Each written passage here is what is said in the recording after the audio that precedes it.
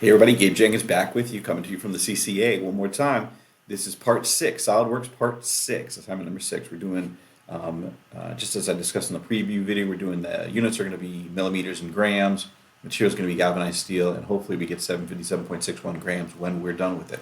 In the preview video, I walked you through all the steps as a just kind of like an overview, and this one I'm going to just walk you through step by step. So hopefully that is helpful for you, because it's just I want you to really just see we're taking a complex shape and we're building it up one feature at a time. And for every single feature we do, we're going to pick a plane, we're going to start a new sketch, we're going to make that sketch, we're going to dimension it, we're going to make sure we have a closed contour that we can either then extrude and make a three-dimensional solid out of a two-dimensional shape, or we're going to cut something out using that closed contour. All right.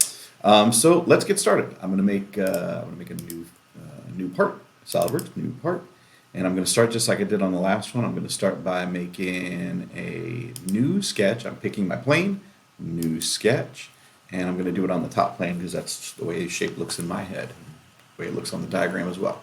All right, over here, I'm just going to give myself the technical diagram so I can begin to draw it. So we're going to start off, we're going to anchor things on the origin because, again, we know that that makes things much easier to fully define because SolidWorks has a much easier time understanding where everything is if some part of our design is anchored on the origin. You're also going to see today that sometimes it's a lot easier to use mirroring techniques if you anchor things on the origin, because when you want to mirror something, it's much easier if you can kind of pick a line that is already on an origin. And if you don't have a line that you can mirror across, you can very easily always mirror it across a plane and use that as your line. So that's easy too. Anyway, we're going to start. 2 circles, boom. First one inside one has a radius of 19, outside one has a radius of 30. So I'm going to go ahead and dimension these. Let's do the outside one first. If it's a radius of 30, then the diameter is going to be 60. The inside one is going to be 38. Cool. First part's almost done. That sketch is good. I'm going to feature, I'm going to extrude it. When I look at the side view here, the whole thing is 44 tall, so I'm going to extrude it 44. I'm not going to do mid-plane. I'm going to do blind. It's important that you notice how it's going to do it. If you hadn't done it, so for me, it just automatically populated this because the last thing I had done was in mid-plane. But I look at it, I'm like, oh no, I don't want it coming up and down from the top plane. I just want it coming straight up. So I switched it over to blind, comes up from there, and I hit OK. That first part is done. Let me switch it over just because I like the way the galvanized steel looks. I'm going to switch it over to that. All right, now that's done. All right, so the second part I said was going to be this shape right here. Now this has a couple of steps that are, if you want to take the time to figure out how I did what I did, go ahead and figure it out. But I'm going to start a new sketch right here. It automatically takes my viewpoint and makes it normal to or perpendicular to that plane, which is really helpful here. I'm going to start off with some construction lines because it'll help me to figure out kind of where things go. I'm going to start by drawing a little construction line out to here, which is going to be the center point of a circle here. I'm going to draw another construction line out 19 units, 19 millimeters out to here, and then another 6, because I'm going to want to be able to identify where the end of that line, when that circle is out here, as well as where to start to place this little radius for my arc there. So I got several, I got 1, 2, 3. I'm going to go out here. This one's going to be about 50, and then we've got about 19, and this one's going to be 6. I'm also going to do one that comes up from here, up that. All right, now I need to dimension these things. This one's going to be 50. Okay, this one's going to be 19. This one's going to be 6.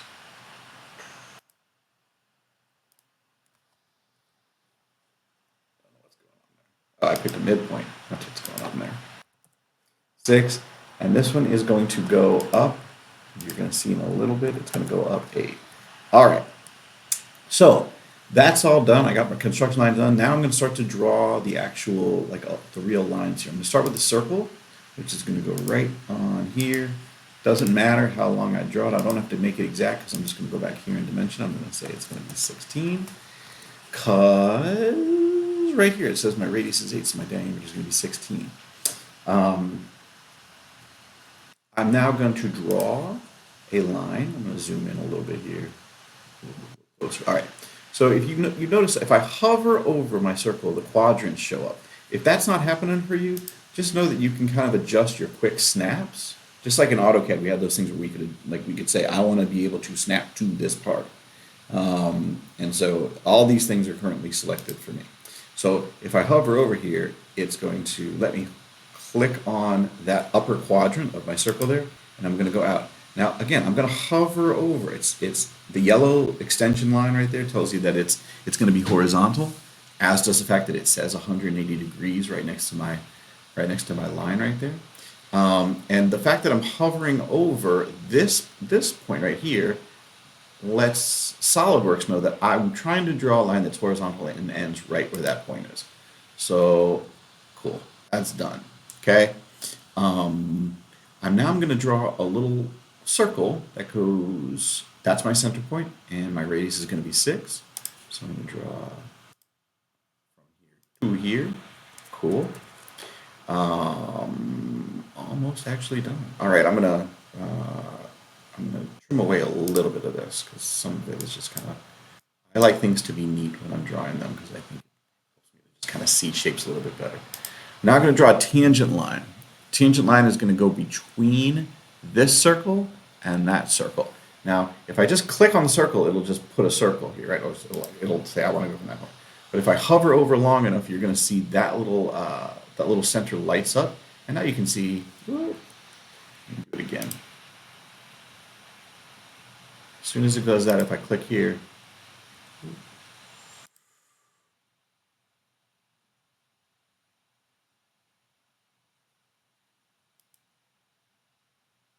you're going to see no matter kind of where I move it, my line is trying to connect to that circle in a tangent way. So now if I go over here, it knows I want to connect it somehow to the circle, but if I wait long enough, you're going to see that little tangent yellow box show up on right next to where my pencil is right there. And that means that it's going to make it tangent to this as well. So if I click here, I got tangent, tangent, see tangent, and tangent. Fantastic. All right. You can see my shape is getting there. I'm going to trim away this little part right here because that's not part of my shape. And now, close out of my trim tool. Now I got this line, a little arc here, this line, and the circle. I'm going to go ahead. I'm going to trim this little part away. And I'm going to trim this away. And now you can see I've got exactly half of the shape that I want to have. And what do we do when we have half the shape we want to have? We can just mirror it, make a copy of it so it's exactly the same way. So I'm going to click. I'm going to highlight all this stuff. There's several orders you can do this, and it doesn't really have to be exactly this way. And then I'm going to click on, it says these are the things I've selected. I guess I don't really need to select that. So let me do it again. Mirror entities. Entities to mirror. The blue box over here on the left side of the screen asks me, okay, what are the things you want to mirror? I want to mirror that line, that line, that line, and that line. Those are the things I want to mirror. Now, where's my axis of reflection? Where's my mirror? I do want it to copy. So I'm going to click down here and I say, okay, there. Cool. Now you notice my little mouse hovering next to my thing has a little green check mark. That means that if I right click, it just okays it. All right. Now, this is, I've noticed this happening with several of the students right here. You're like, well, it looks like it's a closed contour. Why didn't it turn gray? And it is closed in one sense, right? It looks like it's closed, but here's the thing. This line that makes up this circle is not part of this sketch. It's looking for a closed contour on this sketch, and we don't have that. So I'm going to have to make another circle so that I can close the contour. Okay. Now it seems like it's closed, right? Now I got it. All this stuff is all closed in, but it's got several contours. It's got several interior closed contours. It's got this side over here inside the circle, and it's got this over here, and it's a little confused. So I'm going to take my trim, and I'm going to by cutting off part of this circle, it means that the only closed contour left is this one over here. So now we're cool. All right, so that sketch is now done. I'm going to now take that and I'm going to extrude it upwards, and I'm going to extrude it upwards by 12. 12. It's going to be blind. Do I want to? It seems good. Okay. All right. That looks good. All right. There we go. All right. So we got first two parts done. Now we're going to work on this third part over here. All right. More construction lines are about to come. I'm going to actually draw this one.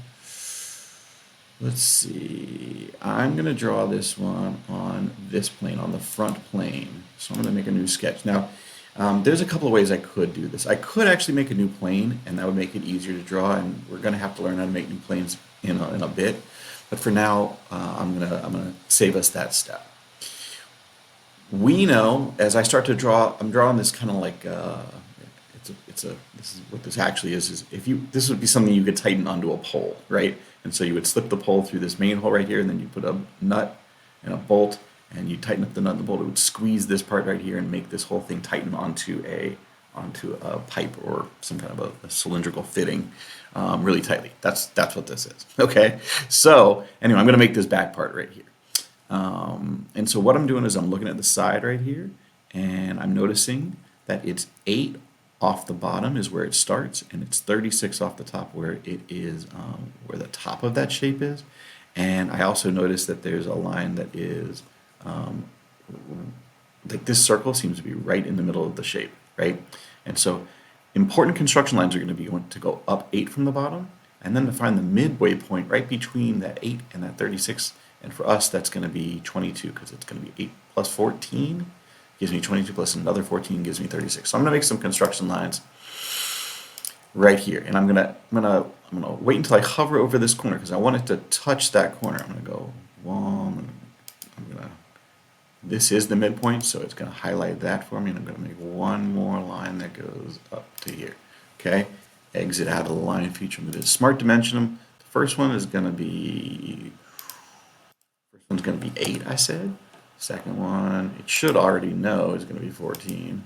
So that's why it's like, it already knows how long to make this line. You guys have had this error message come up several times. It's like, why are you telling me this? SolidWorks is like asking, why are you trying to dimension this thing? You already told me you wanted it to go right up to the midpoint, and I already know how far the midpoint is away. What it's really asking you is like, do you want to change something about the way you've dimensioned this? Like, do you want to make this thing you're about to type in, do you want it to be the thing that drives all the other dimensions, or do you want to leave it driven by the thing you already said? You got a couple of choices. If you just exit out of it, it kind of just solves the problem for you, right? I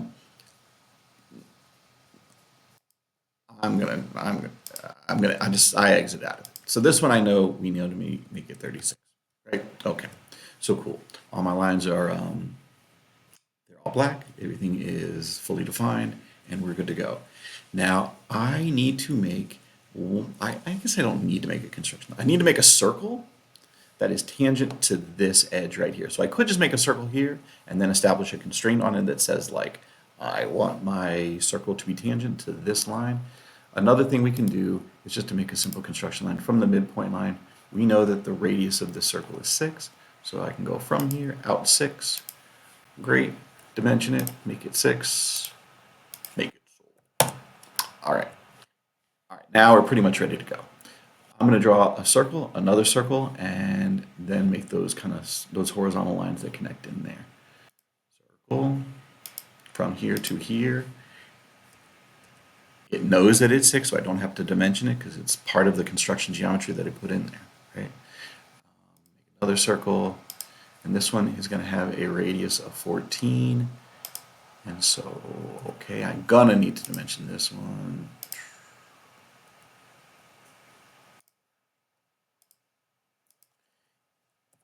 Say 28 for the diameter.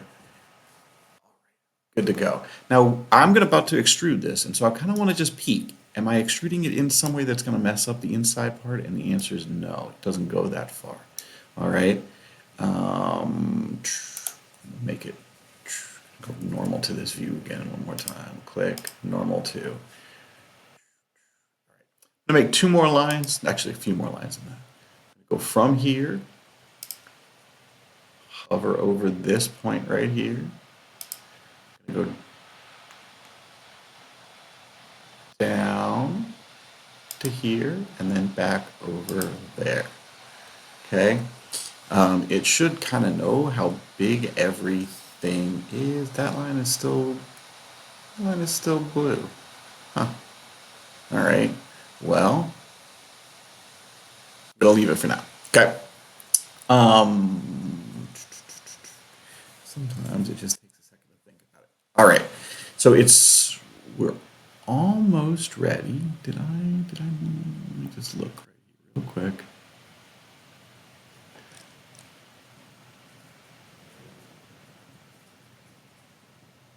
Well, I know that if I know that this whole line is, if the whole diameter here is 36, this should be 18. I'm a little, it should know how big that is, but I'm just going to put it in there.